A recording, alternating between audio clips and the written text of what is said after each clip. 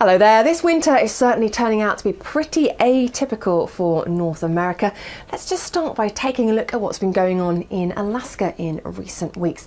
Record-breaking snowfall in the month of December. For Valdez, just short of 4 meters of snow falling in that month. But surprisingly, it was also the third warmest December on record. But of course, those are temperatures by Alaskan standards, and it was still plenty cold enough to allow all of that snow to fall. But then we switched into a severe cold snap to start 2012. Many spots sitting with daytime highs around the minus 50 Fahrenheit mark, minus 45 degrees Celsius.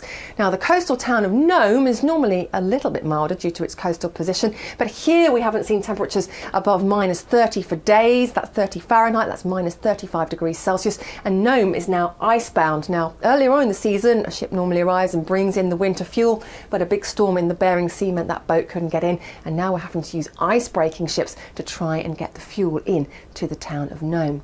The reason we've seen such disparity in the weather is the position of the jet stream. It's been sitting further north than we'd expect and feeding in numerous areas of low pressure, and that's what's kept that snowfall coming. It's also, though, meant that western states of the US have lost out on their snowfall so far this year, and the systems that would have brought that snow in have been heading further south into New Mexico. We've seen an unusual amount of snowfall in Texas as well. Meanwhile, further east, the buckle in our jet stream has been pulling warm air up into the northeast, and many of our resorts there are seriously lacking on the white stuff. Let's just take a look at Mammoth, though, in the USA. On the upper slopes currently, just 60 centimetres of snow. This time last year, nearly 560 centimetres of snow were lying at Mammoth. And Killington, as we switch across to the east and take a look at Vermont, still very short on the snow. We've got some pistes open, but that's really just due to the hard work of the maintenance. A lot of the lifts not open, the snow is thin on the ground. But things are going to switch back to a more typical pattern in the next couple of days. The jet stream is set to buckle south,